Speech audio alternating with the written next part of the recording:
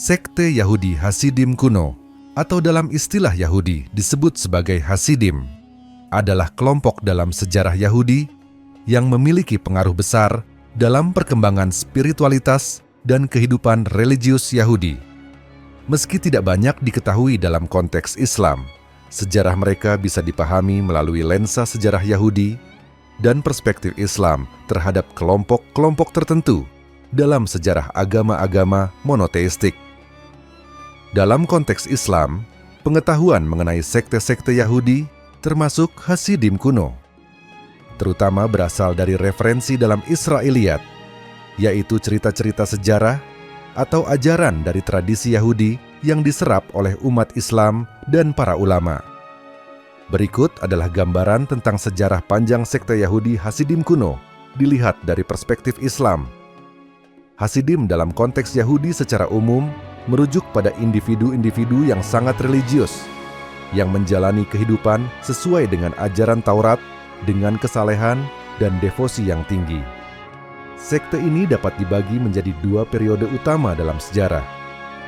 Merujuk pada kelompok-kelompok Yahudi yang muncul pada abad pertengahan di Eropa, terutama di wilayah Jerman, yang dikenal dengan sebutan Hasidei Ashkenaz atau Hasidim dari Ashkenaz, termasuk wilayah Jerman dan Eropa Tengah.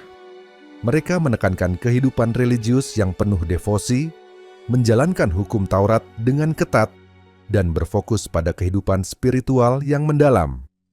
Pada abad ke-18, gerakan Hasidisme modern muncul di Eropa Timur, khususnya di wilayah Polandia, yang dipimpin oleh Rabbi Israel Baal Shem Tov. Meskipun tidak langsung terkait dengan Hasidim kuno, gerakan ini juga menekankan spiritualitas dan kedekatan pribadi dengan Tuhan. Sekte Hasidim kuno atau Hasidei Ashkenaz berkembang di wilayah Eropa Tengah sekitar abad ke-11 hingga ke-14. Pada masa ini, mereka memperkenalkan beberapa konsep spiritual yang sangat berpengaruh dalam tradisi Yahudi, yang menekankan pentingnya kesalehan pribadi, kontemplasi, dan hidup sesuai dengan hukum-hukum agama. Hasidim kuno dianggap sebagai penganut kehidupan yang sangat saleh, dengan penekanan pada kebajikan pribadi, kesederhanaan, dan pengabdian yang mendalam kepada Allah. Mereka sangat memperhatikan tata cara ibadah dan mengutamakan kehidupan yang bersih secara rohani dan fisik. Selain kesalehan individu, Hasidei Ashkenaz juga menekankan pentingnya kehidupan sosial yang berlandaskan ajaran agama. Mereka percaya bahwa kehidupan bersama dalam komunitas yang saleh dapat memperkuat hubungan dengan Tuhan. Salah satu karya besar dari Hasidei Ashkenaz adalah Sefer Hasidim, sebuah teks yang disusun oleh Rabbi Judah He Hasid pada abad ke-12, yang memberikan panduan moral dan spiritual tentang kehidupan yang saleh dan bagaimana menjalani hukum-hukum agama dengan lebih mendalam. Dalam pandangan Islam, sekte-sekte Yahudi seringkali dilihat sebagai bagian dari Israiliyat, yaitu cerita dan ajaran dari tradisi Yahudi yang ada dalam sumber-sumber literatur non-Islam. Perspektif ini, meskipun memberikan wawasan tentang kelompok-kelompok agama lain, tidak menjadikan ajaran mereka sebagai dasar hukum atau keyakinan dalam Islam. Seperti sekte Hasidim, Islam juga sangat menekankan kesalehan pribadi dan hidup sesuai dengan hukum Tuhan. Konsep takwa, ketaatan, dan kesalehan dalam Islam memiliki kesamaan dengan fokus Hasidim pada kehidupan yang saleh dan sesuai dengan ajaran agama. Dalam Islam, terdapat ajaran untuk menjalani hidup dengan sederhana dan ikhlas dalam ibadah. Sifat ini juga sangat dihargai oleh Hasidim kuno, yang menekankan kesederhanaan dalam hidup beragama. Islam juga mengajarkan pentingnya mengikuti hukum-hukum agama, syariat, dengan ketat, yang mirip dengan sikap Hasidim kuno terhadap hukum Taurat. Perbedaan utama adalah bahwa bagi umat Islam, Al-Quran adalah kitab terakhir dan paling sempurna, yang menggantikan kitab-kitab sebelumnya, termasuk Taurat. Di sisi lain, Islam mengajarkan toleransi terhadap perbedaan agama dan keyakinan, meskipun tetap menekankan bahwa wahyu terakhir adalah Al-Quran. Sedangkan dalam tradisi Yahudi, kelompok-kelompok seperti Hasidim kuno mungkin lebih cenderung untuk memperkuat identitas mereka berdasarkan ajaran yang ketat dari Taurat. Dalam sejarah Islam, ulama dan ilmuwan Muslim seringkali mempelajari sejarah umat-umat terdahulu, termasuk orang-orang Yahudi, untuk memahami berbagai dinamika sosial dan keagamaan. Namun Islam tidak mengakui bahwa ajaran atau gerakan agama lain, termasuk sekte-sekte Yahudi, memiliki kebenaran yang lebih tinggi daripada ajaran Islam. Dalam Islam, meskipun individu bisa menjadi teladan yang baik, seperti Nabi Muhammad dan para sahabat, pemuliaan terhadap individu tertentu atau sekte tertentu tidak boleh mengarah pada pengagungan berlebihan. Ajaran Islam lebih menekankan bahwa segala sesuatu terjadi atas kehendak Allah, bukan karena kesalehan atau kebesaran individu semata.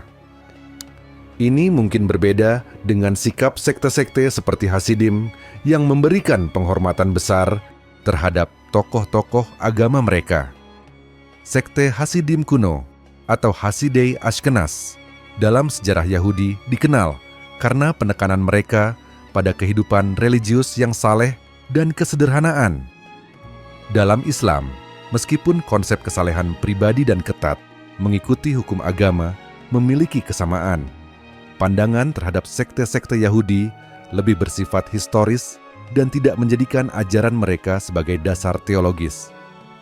Ulama Islam memandang sejarah dan ajaran sekte-sekte Yahudi dalam konteks Israiliyat, namun tidak menganggap ajaran mereka sebagai wahyu yang lebih tinggi daripada wahyu terakhir yang diberikan kepada umat Islam, yaitu Al-Quran.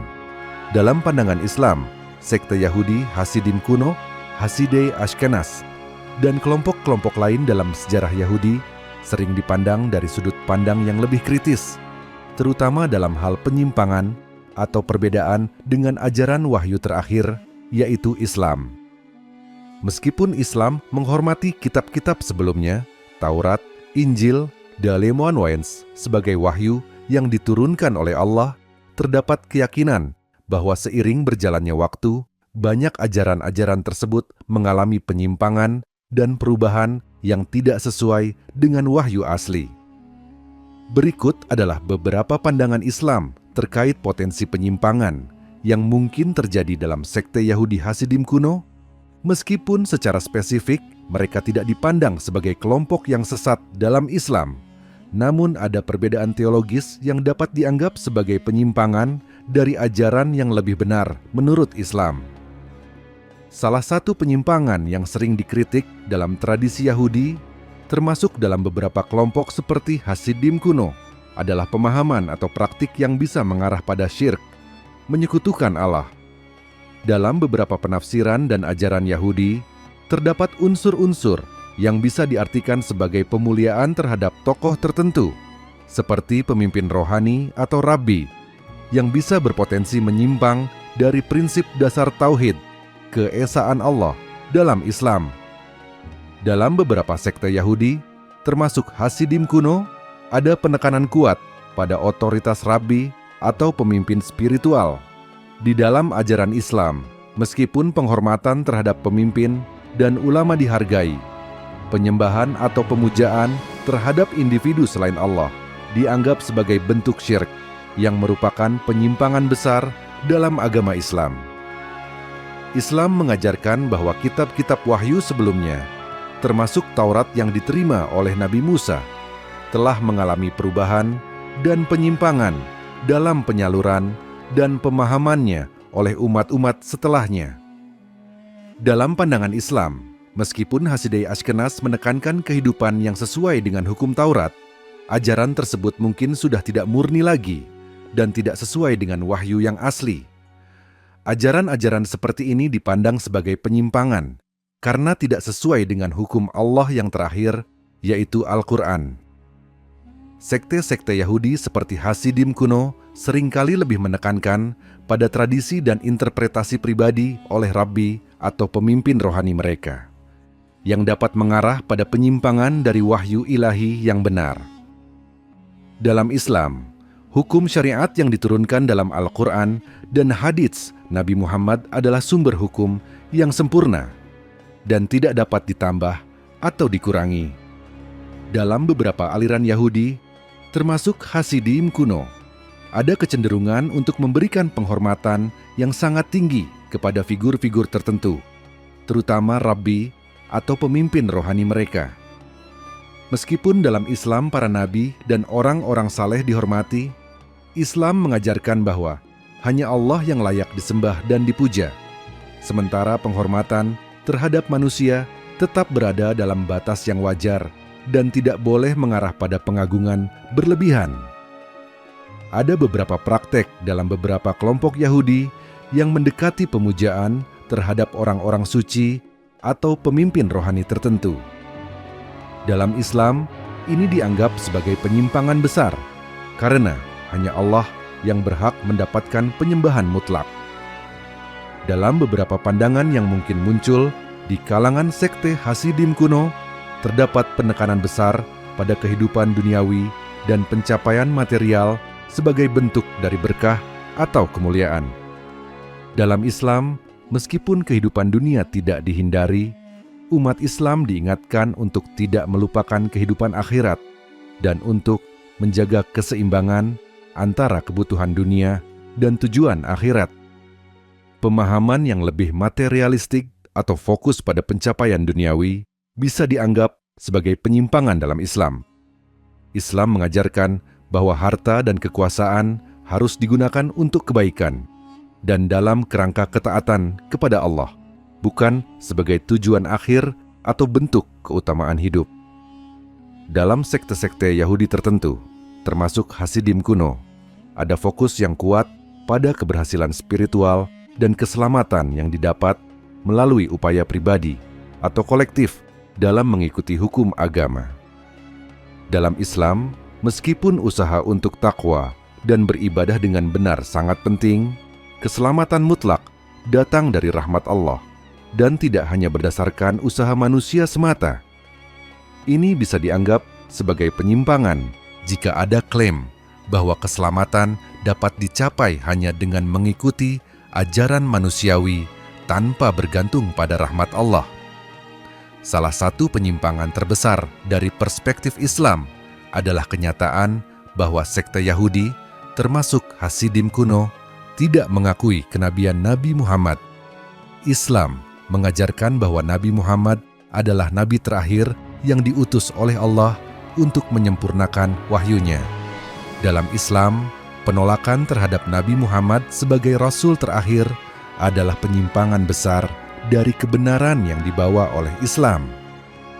Dari perspektif Islam, sekte Yahudi Hasidim kuno bisa dipandang memiliki beberapa potensi penyimpangan teologis dan praktik keagamaan jika dibandingkan dengan ajaran Islam, seperti penyimpangan dari prinsip tauhid keesaan Allah dengan pemuliaan berlebihan terhadap individu, penyimpangan dalam penerapan hukum agama yang mungkin sudah tidak murni akibat perubahan yang terjadi sepanjang waktu, penyimpangan dalam pemahaman tentang keselamatan yang lebih bergantung pada usaha manusia ketimbang rahmat Allah, dan penolakan terhadap kenabian Muhammad sebagai nabi terakhir.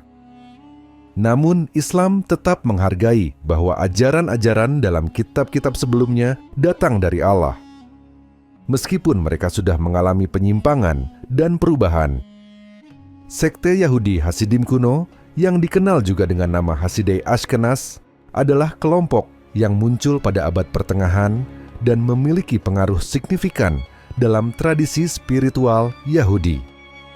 Namun, dengan berkembangnya zaman dan munculnya berbagai gerakan keagamaan modern, kondisi sekte Hasidim kuno di era modern telah mengalami perubahan besar.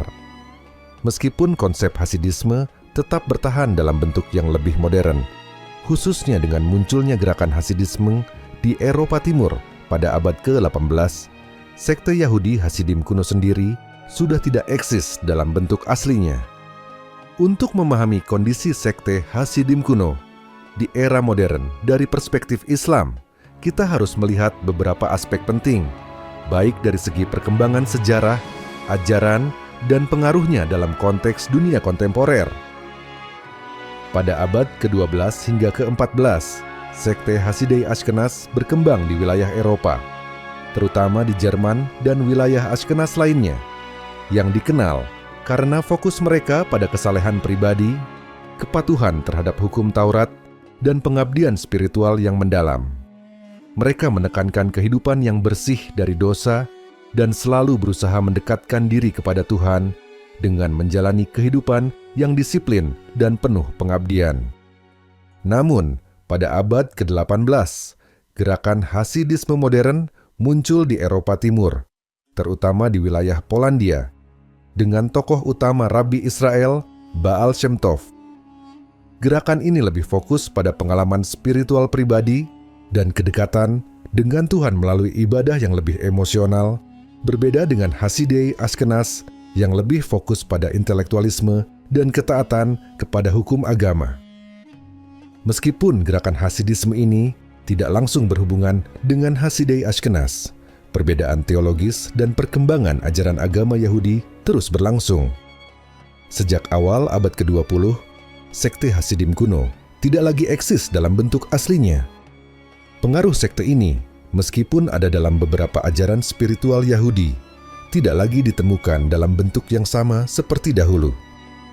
Pada era modern, perkembangan dan kondisi sekte-sekte Yahudi, termasuk yang mungkin berakar dari Hasidei Ashkenaz, terutama dipengaruhi oleh beberapa faktor.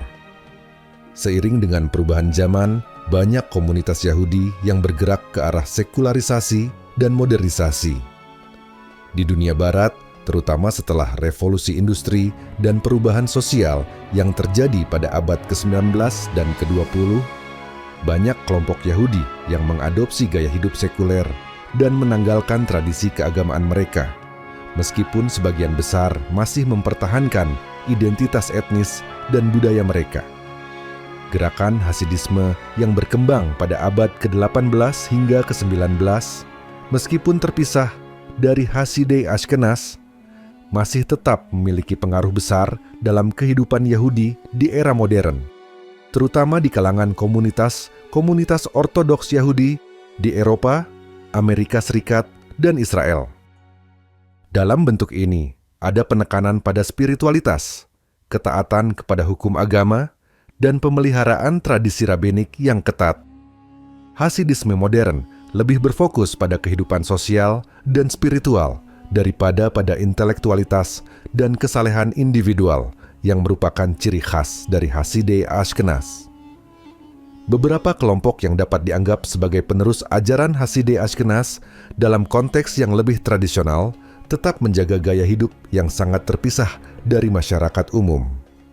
Di wilayah seperti Brooklyn, New York, dan wilayah tertentu di Israel, ada komunitas Yahudi Ortodoks yang menerapkan prinsip-prinsip ajaran yang lebih ketat dalam kehidupan mereka, meskipun mereka tidak lagi mengidentifikasi diri mereka secara khusus sebagai bagian dari sekte Hasidim kuno.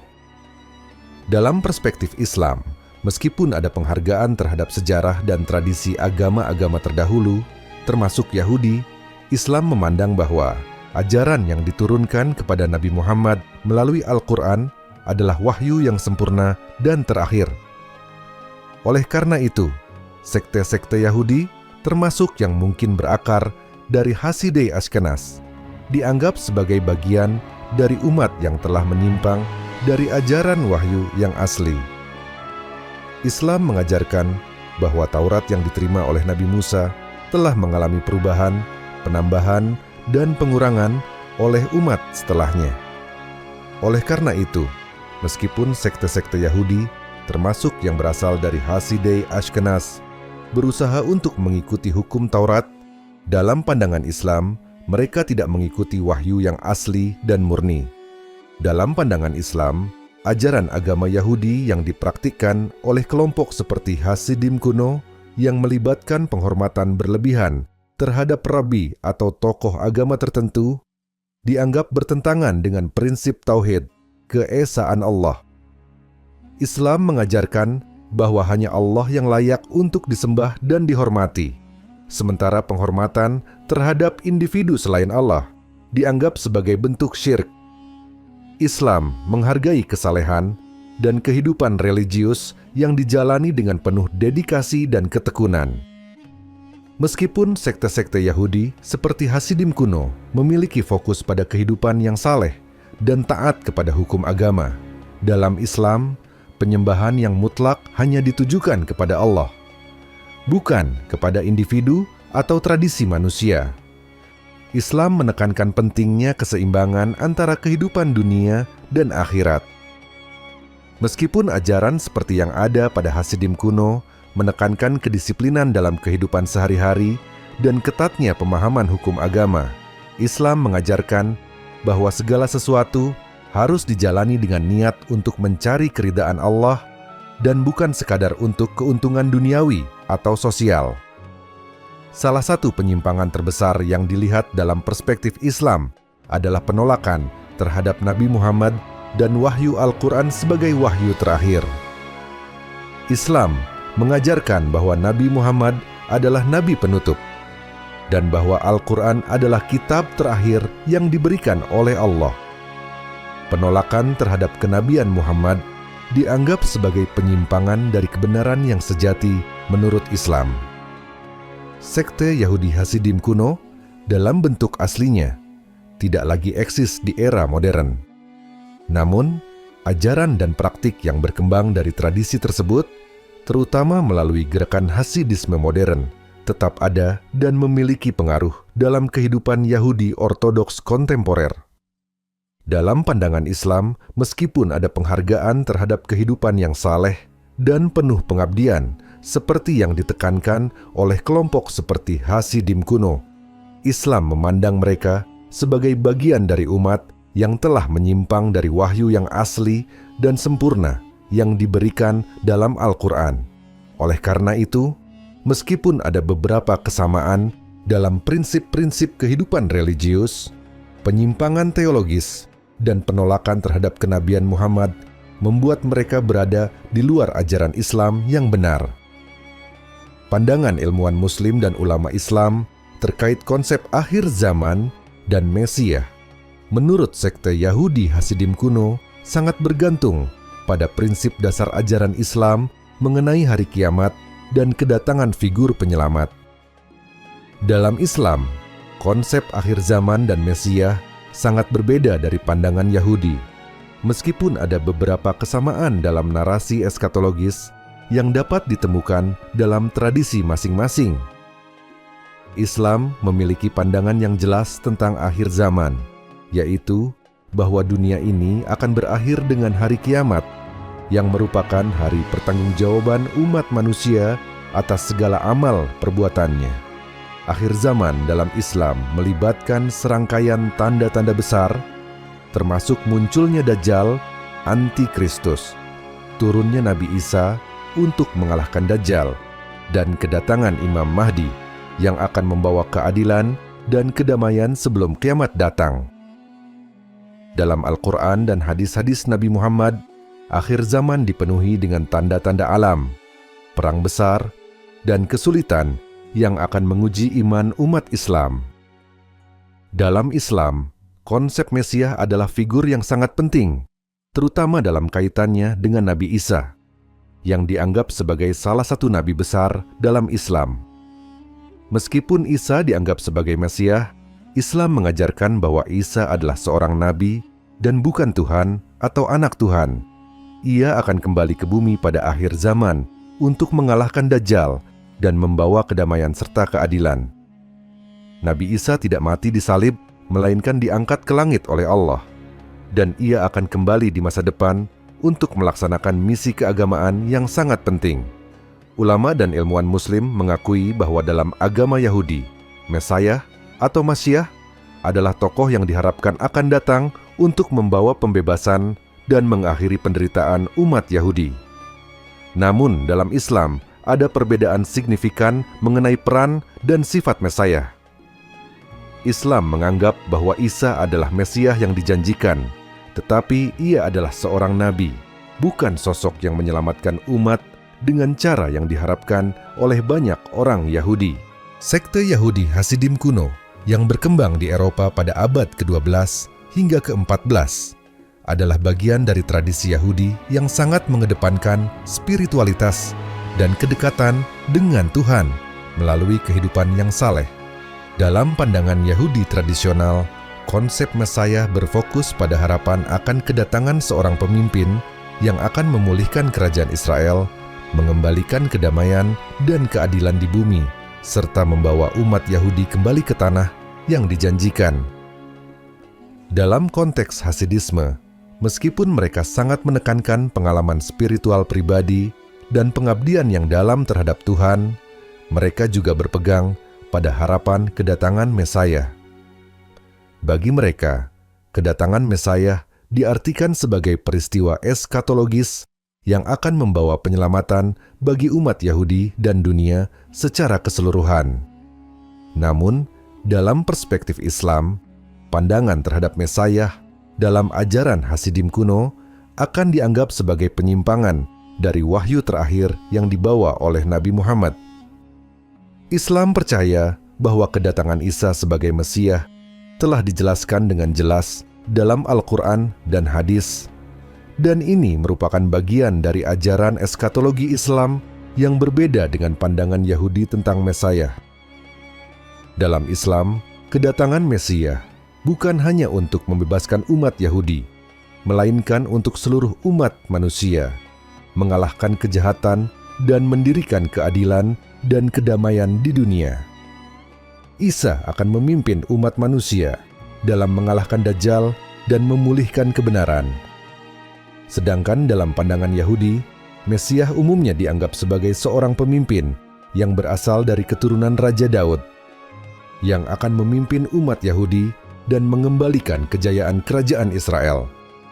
Sekte Hasidim kuno juga memandang adanya tanda-tanda akhir zaman, meskipun mereka tidak memiliki pengajaran yang sangat terstruktur tentang hal tersebut. Bagi banyak komunitas Yahudi, kedatangan Mesias akan membawa pemulihan terhadap umat Yahudi dan perdamaian di dunia. Namun, dalam pandangan Islam, meskipun ada kesamaan dalam narasi akhir zaman, seperti kedatangan Mesias dan perjuangan melawan kejahatan, umat Islam percaya bahwa peran Isa sebagai Mesias berbeda dengan pandangan Yahudi.